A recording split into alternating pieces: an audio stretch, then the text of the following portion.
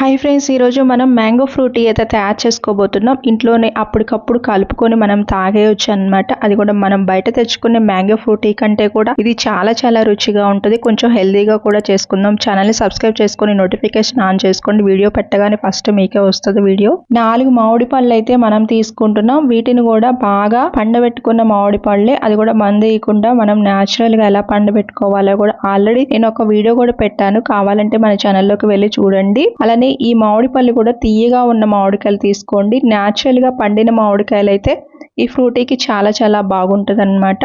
ఈ మామిడి పళ్ళు ఇలాగా పొట్టు తీసుకున్న తర్వాత వీటన్నిటిని కూడా ఇలాగా ముక్కలుగా కట్ చేసుకోవాలన్నమాట. ఈ మ్యాంగో ఫ్రూటీ అనేది మనకి నిల్వ ఉంటది. ఎప్పటికప్పుడు తయారు చేసుకొని తాగేయచ్చు అనమాట. చాలా చాలా బాగుంటది. బయట దొరికేదానికంటే కూడా చాలా హెల్దీగా ఇప్పుడు మనం ప్రిపేర్ అయితే చేసుకోబోతున్నాం. మనకి ముక్కలు రెడీ అయిపోయాయి కదా, వీటిని జార్లోకి కొంచెం కొంచెంగా వేసుకుంటూ మెత్తగా మిక్సీ పట్టుకోవాలన్నమాట. అప్పుడు మనకి మ్యాంగో ప్యూరీ కరెక్ట్ గా రెడీ అయిపోతుంది. ఇలా రెడీ చేసుకున్నది మనకైతే 3 కప్పులు అయితే రెడీ అయిపోయింది అనమాట.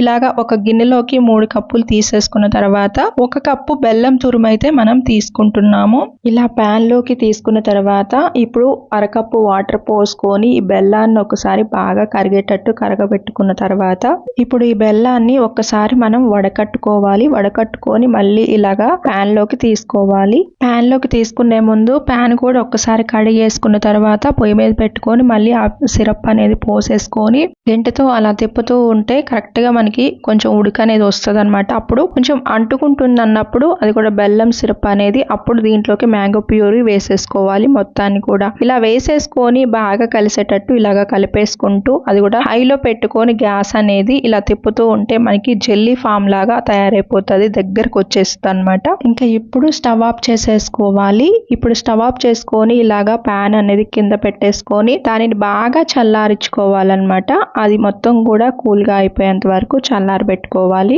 ఇప్పుడు దీని మొత్తాన్ని కూడా ఇలాగా జార్ లోకి అయితే తీసేసుకోవాలన్నమాట. దీంట్లోకి మ్యాంగో ఎసెన్స్ ఉంటుంది కదా, అది 1 పావు స్పూన్ అయితే వేసుకోవాలి. దీంట్లోకి మనం వాటర్ అయితే పోస్తున్నాం. అది కూడా కాగబెట్టుకొని బాగా చల్లారి పెట్టుకున్న వాటర్ 1 కప్పు తీసుకున్నాం. దీంట్లోకి నిమ్మకాయ కూడా ఒకటైతే ఫుల్ గా పిండేసుకున్నాం అనమాట. దీన్ని ఒకసారి కలిపేసుకొని మెత్తగా మిక్సీ పట్టుకోవాలి. చూసారా మనకి ఇలా రెడీ అయిపోయిందో, బాగా రెడీ అయింది కదా. ఆగండి ఇంకా ఉంది చాలానే అన్నమాట. ఇలాగ గంటలోకి తీసుకొని దీన్ని బాగా ఫిల్టర్ చేసుకోవాలన్నమాట. ఇలాగ ఫిల్టర్ చేసుకొని తీసేసుకోవాలి మొత్తం కూడా. అప్పుడు దీన్ని స్టోర్ చేసుకుంటే చాలా బాగుంటది అన్నమాట. ఎప్పటికప్పుడు మనం ఇది తయారు చేసుకొని తాగేయచ్చు. చూసారు కదా, మనకైతే ఫిల్టర్ అయితే రెడీ అయిపోతుంది. ఇప్పుడు నెక్స్ట్ ప్రాసెస్ ఏంటనేది చూసేద్దాం.